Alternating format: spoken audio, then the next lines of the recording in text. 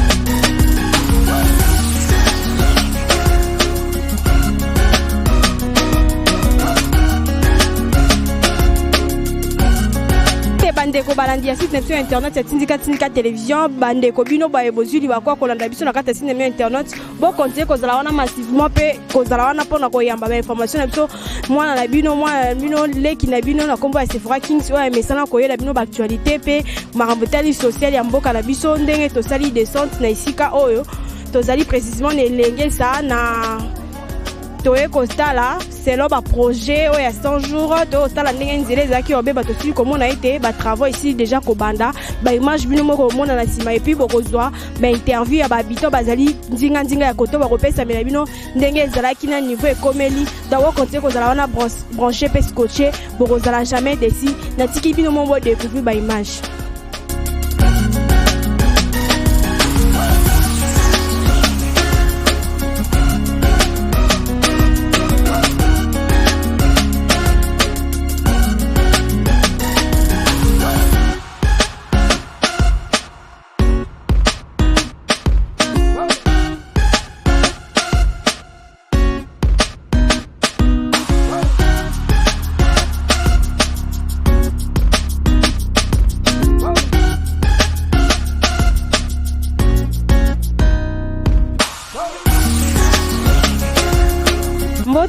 Mbote maman na ngai. Tomoni awa sangoni toza précisément awa esika tomoni ete ba travaux ya 100 jours ya chef de l'État zali ko salama. Tokokoyi ba compter skenzela o esi ebanda ko beba. Nzela oyo depuis 66 tosomba lopango. Tosomba lopango ana makala. Tomona na makamba boete. Donc ezokamsa biso. Tozalaka mikena toboti te tsikola komi na 7 koko. Mais nazo kama likambo yo fati beto dezakara ya pamba asai likambo nene bwezo kamsa biso. Ba remerciement nous la chef de l'État par rapport à projet 100 jours et ba misala ezali ko sala. To sepela makasi vraiment papa na maman nazane sengo makasi ne nzelo zo sala ma fati beto penda ata 10 abo ba excela e. Mama to suis comment na sima na biso, to suis comment a été bazo liquider ba mai moto ebite to korozo moi explication par rapport à liquidage à mai na bazo. Beko sala mama na ngai. Male menza mazo sala eko bonga. Toko mona nzela o eko sala. Mbote papa. Mbote mama. Tosili komona a ozali koleka précisément et esika o nzela ezali ko sala ma ba travaux ya 100 jours ezali ko sala toko zo mama quantité par rapport ya mosalo ezali. Oui mama. Ndenge nazali awa. Nazali liboso na nini fier mi. No esengo mingi ndenge ya komona ndenge nini wezo salama do nini wezo salama musa eza popona biso nyonso eza pona biso pona bana na biso na makoko na biso mais nazo kamwa bato mosusu soki kindoki moko ya buzoba bazolinga ni esalama te donzela esalama te tozoba te mpona nini soki mama meme biso tozo comprendre te bozolinga te nzela esala parce que do mboka nyonso ouverture développement ya mboka ezalaka nini do nzela ezosala misala nga moko to naza témoin lokola likolo naosala te naza chaque jour naolanda mosala ndenge ezosalama mais bato ya esprit mabe ya mitema mabe bazalaka wana contreti badeba moko elitila lo nzambe apesaka chance nzambe akosunga mpe misala ezosalama ta nini wana danki wana 3 jours esali 3 jours danki ya sika eye jeudi de vendredi ebindi lobi nde ebimaki tozomona te tozokende wapi entre temps biso moko bakongo tozofinga mboka ezobonga te bonani abongisa mboka kaka biso moko suka na nga na ntango. Merci papa. Mbote papa. Mbote mama. Sango nini? Kimia ezali na kombo na Yesu. Tomoni awa tokozonga précision plutôt ya place au tozali. Tozali awa na avenue Lengesa na rentre makala na bumbu. Alors bazobongisa nzela yango nzela oyo depuis basala yango kala ezalaka mabe ya terre rouge mais l'état azali kokipa yango te. Alors cette année ici namoni lokola quand même ngobila azosala effort mpo nzela oyo ebonga ekoma makadamize po soki elongwa wati na monga fula ekopermettre biso ya kosala déplacement rapide tina mutu kokokoma kochange soit okende na université soit ozwi shaba oyo olekano na kati awa okomi mbala moko. Travail à 100 jours ezosalama kitoko topesi titi makasi asala effort mpo nzela oyo ebonga tokopesa ngo mpe kombo na ye boulevard Tshisekedi. Merci papa. Mbote papa. Mbote maman. Sango nini? Sango malamu maman. Papa tozali awa précisément tokokozwa bandeko bazali kolanda na kata site sur internet bazoma information ya nzela oyo quand est-ce que sile kobeba pina ndenge misala ezali kosala. Oui, tosepeli atro ntango tomoni ke misala ebandi kosalama nzela eumeli tro tala biso tozokoma bapapa nzela esalamaka te camion kote bano combien d'années? Oh, peut-être bana na cité salama bana commune salama na tomana makadami na nzela te.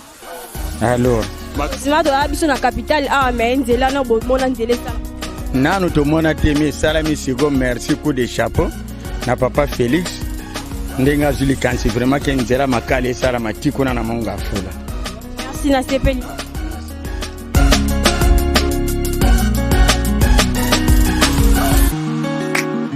Papa Sangoni tomoni awa tokoza précisément esika o tozaleli. Merci mingi ndenge bopesi nga parole toza justement na direction ya Elengesa. Donc toza kosepela penza mingi ndenge tomoni nzela oyo ezosalama parce que bakonzi presque baleki awa donc banéglige vraiment nzela oyo toye kosepela mingi na président na biso Fachi a raisonné biso susu bana makala na nzela en tout cas toza na esengo mingi.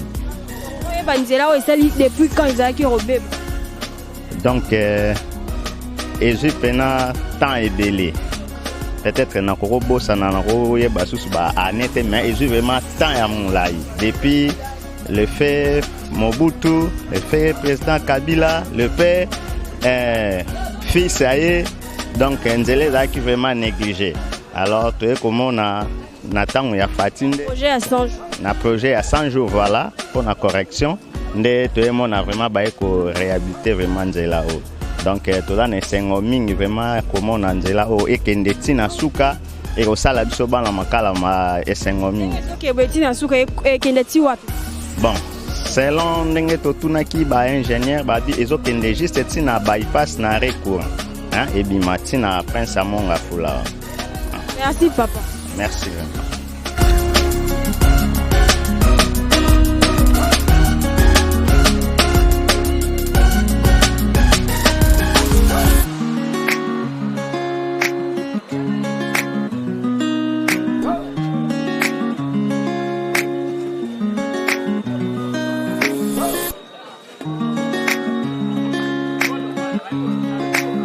Mbote ndeko. Mbote madame.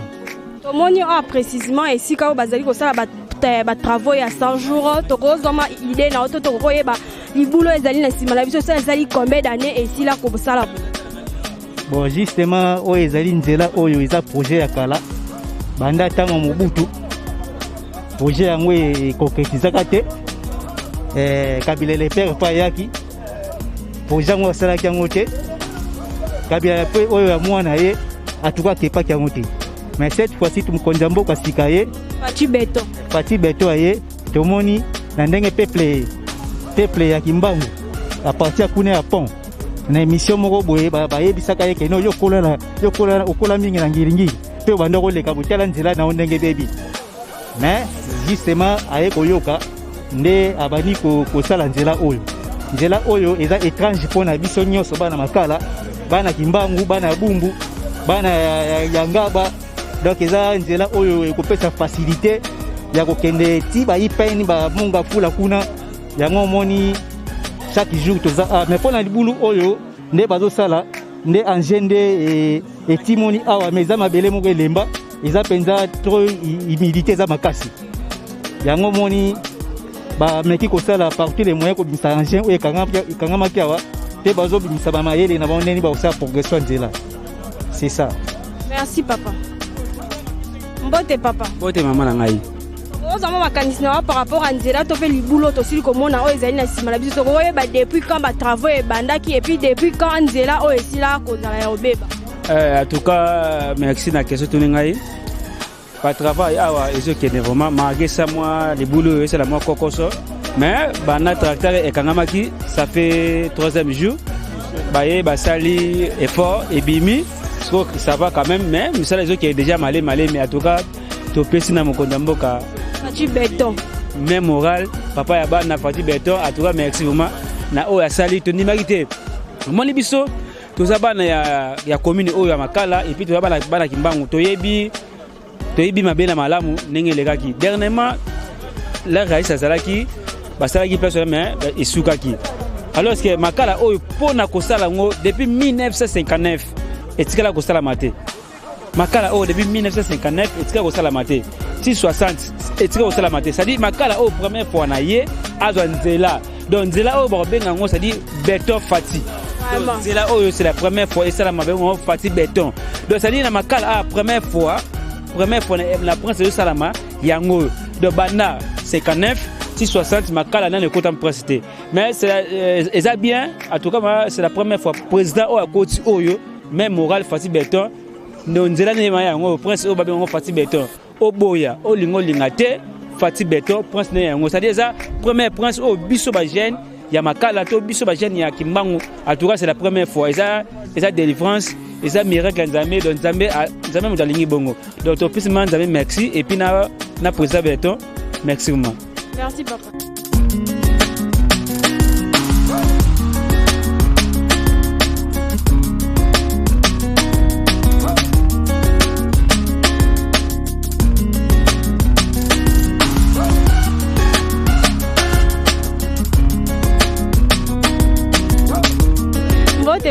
Mbote maman. Sangoni. Sangote maman. Papa na ngate sui komona awa précisément esika o ba travaux ezali ko salama ba image ezali na simo ba bande connexion ezali komona to ko yeba depuis quand est-ce que libulu o esila ki ko banda et puis na ndenge oza komonela ba travaux ezali ko salama ba travaux ezali ko kende mbangu to ezali kende bien to ezali salama bien. Bon, libulu oyo e bandaki jeudi. Tant bazo sala tracteur ezo timola mbala moko chauffeur wa zomma wendie wana aza pe teti distraction na téléphone azo sola mingi na téléphone baninga na ye ba kotuna ye banini ye azo sala kana ndenge ne mbala moko lo la place le rôle ya li terre moko argile donc argile wana do ezalaka kola rapina makasi mingi donc tango asali makasi mingi bu ebindi yango monaki libulu oyo eprovokaki ti basali makasi bameki samedi bakoki te dimanche ya lobi yango moni baya kobimisa yango lelo bakontinue mwa misala mpo bakontinue mpo bapusana ti kote kuna nzela oyo esili kobeba depuis quand esali bacombien d'années nzela ezila ekozala boye no makasi nzela oyo yo ebani kobeba lelo te nga mpena na lipi habitant ya mwana makala nayebi bagouverneur oyo baleka basakombi banani oyo nyonso baleka oyo baya awa bakisombe basalasala baventure nyonso na banzela oyo kasi donc bana 59 te bana Congo et bana nzela oyo esalamaka te kasi pour la première fois yango toyokomona nzela oyo eosalama toza mpe presse te mpa na ngai ekosata 2 ans basalaka ta malembe ti bakokóma na suka po tomona nzela etikala malamu etikala libela na libela seko na seko ozomona kasi ndenge bakosalela yango soki basali bato misusu bakomona bango neti bayalila kasi mpo na ngai na ide na ngai soki basali bazongi nsima batidie lisusu bapusani batidie yango moni bakokende malembe ti soki baleki banangunda ti na etage wana soki bakomi wana ale yango bakomata sikoyo likolo kasi banda kote oti kote oyo ezali poubele ya makala bamai nyonso eutaka likolo monga fula banini basin nango nyonso eyalaki kote oyo yango moni place oyo donc fo basala yango lentement babwaka mpena bamwelo ya bamwelo do tomona nzela mpena esalama malamu toboyi te lobi 100 jours comme osalama bon oyo nyonso yango tomona ya projet ya 100 jours ya président de la république yango tokopesa ye lokumu makasi donc asala nzela oyo po biso peuple congolais donc 2023 totala ye yende donc akende liboso. Merci papa. Comme nango fata sango malamu sango ezaka ke sengo na biso pena ndenge lenge se salama en tout cas tout le monde to ane sengo moko impossible que oloba merci mingi na président Fachi pone loko asala po ba président baleka ko banda président Kasavu voire même ko banda ba belge batika biso na mabulu makale timu kakaka po makale za commune kala après kitambo makale zala ngiri Kasavubu ba commune nyonso batiti makadambe kuta makala ezala ba obenga zone annexe biso to kolia na makala ngana ya makala depuis 69 ti lelo donc na kolia na makala na yebi makala très bien tozali ko buka batoni ndolo ba manga sende kota likolo voilà mais lelo ba msusu bakoli babota mpe bakufi batika lo mona nzelo te mais biso tozu mwangolu wana tokufi te lelo fatia ye alors yango tozoloba ke nzela oyo ya makala kombo elenge safwe longwa fwe koma ekoma veni fachi beton kombo elenge safwe longwa elenge saza mutalibabe mutalibabe kopo talaka na ndenge akangamela donc fachi beton aveni to change ngo kombo balinga te biso mo peuple to change ngo kombo koma fachi beton. Merci mingi na fachi na président en tout cas merci makala mbimato senge merci acha mutema ke makala bumbu na 2023 ezapo na ye donc toza kote musute mutu muswa tiene mutu ate po ko cha mutu wa to kolande na mabanga si fachi ayende to koyamba e na maboko mibale to ko memena kipo ipenza timonga fula oza première fois to moni yango to vivre yango ngana age na ngana kotide ya 63 ans.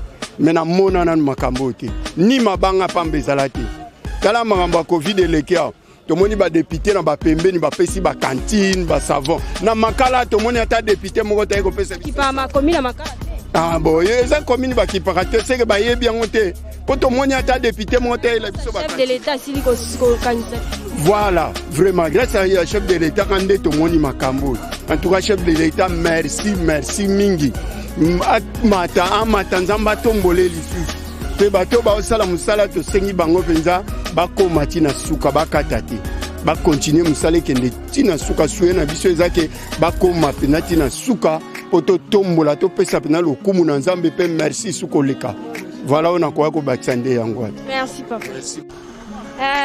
Ndenge bosi kolanda cher internet ya site sur internet ya Tindika télévision bosi komona ndenge bana ya commune ya makala basili kolela donc Congo to route lenge ceza ko changer kamine te to komona e kokoma ya kombo ya Fachi Beton vu ya ba action ya chef de l'état ya projet ya 100 jours ezali ko salama ba bita ya makala basili ko sepela donc tozali ko bosili komona pe constat bosili ko sala bosili komona donc tout va changer bientôt route elenge ça et comme na image mususu ekolonga na image oyo ezaki ya kala donc continuer kozala wana kochepe na kati ya site d'émission internet ya Tindika télévision bokozala toujours jamais déçu. Quant à moi je salue mes boss na pesi ba kolo chaîne bambote na bango Papi Kelina Rivin Kisombe bambote belé na Beliti Mwanza Motema Lida Tango bambote belé na Gema Kindwelo depuis Majesteur bambote belé na cameraman na Chako donc tokuta na mbala sima pour continuer ko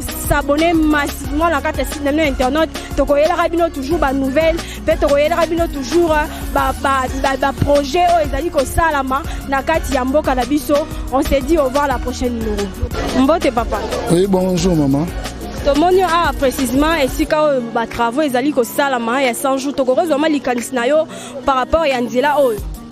Oui, nzela oyo depuis un bon moment projet nango ezakoloba makeko salama. Mais alors c'était des paroles vaines. Maintenant tomoni que effectivement misala est bandé réellement.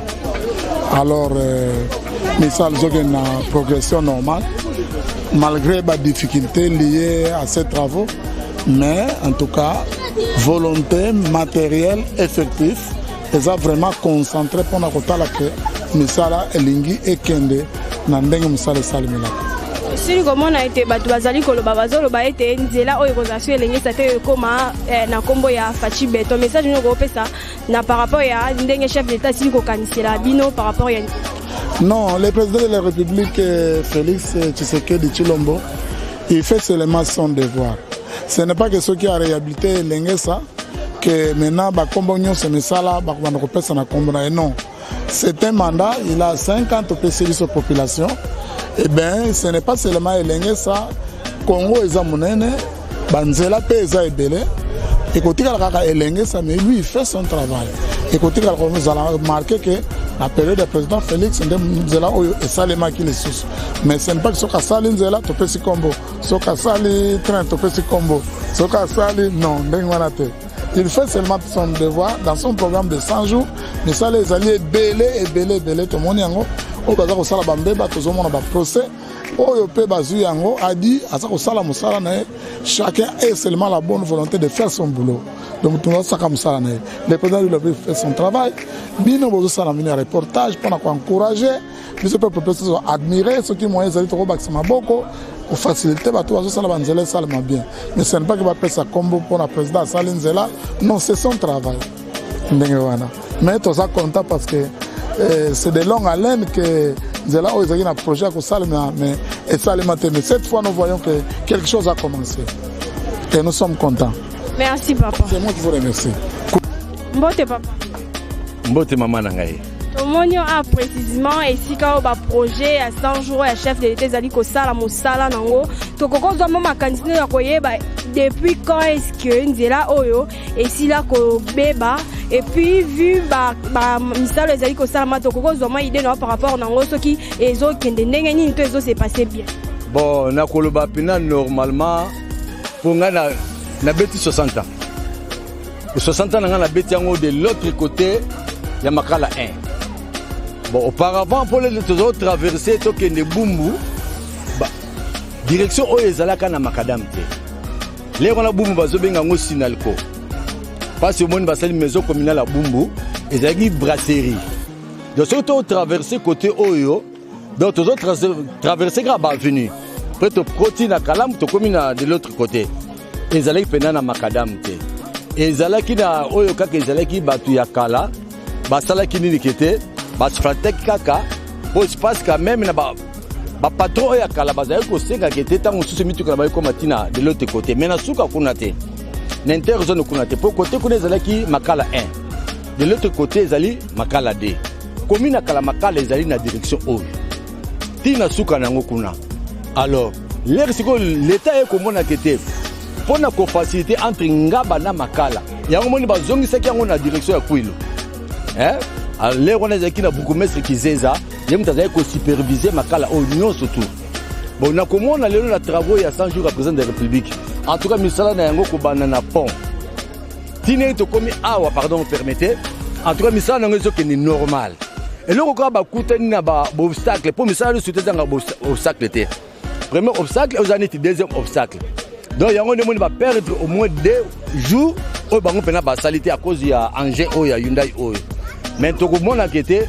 kobanda awa ntina ngomba na ndako étage oyo wana nati cameraman so akolakisa na ndako étage oyo wana na droite na yo alors ndako étage wana soki bakomi kaka na niveau oyo wana kuna eza lambre namoni bakozala na facilité ya kosala mosala nakanisi so question mosu ezali kootuna bon na direction oyo chaussée oyo balabala grande route oyo soki oleki komi na makala ancien komi na makala côté kuna komi rétréci donc bakopusana soki bakomi vers courant basinga courant bakozwa un peu gauche bakozwa baveni oyo eza na sikande bakopusana te bazwa grande direction mpo bakende ti kota baipasi.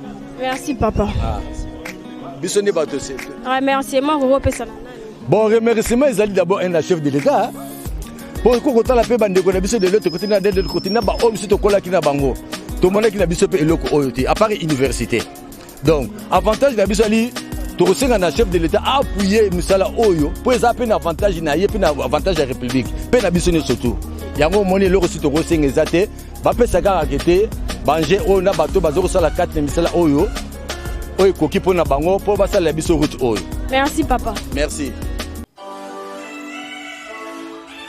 Bonjour fidèles internautes, bonjour, je vous aime tous. Ezali Wabino Sephora Kings. Il y a Tindika TV, Mikolo pour la retrouver ngai na Tindika TV pour s'abonner et c'est juste des bots bêta Tindika TV pour cause d'informations ezali précises, réelles na Tindika TV. Je vous aime tous. Tindika TV, number one.